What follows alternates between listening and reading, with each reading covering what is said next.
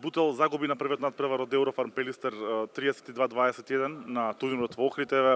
Првото полувреме париравте на поискусниот ривал, но во второто имавте голем пат. Што беше причината?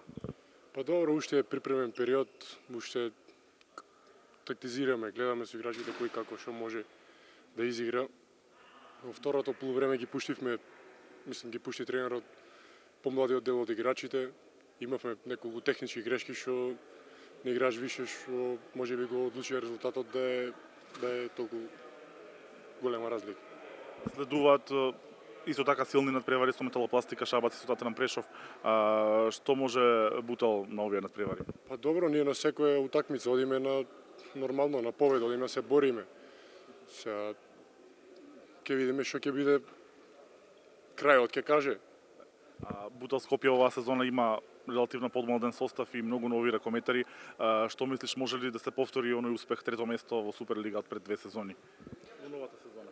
Па надежта не треба никогаш да се губи, зашто да не. Ако е помладена екипа, сите сме добри играчи.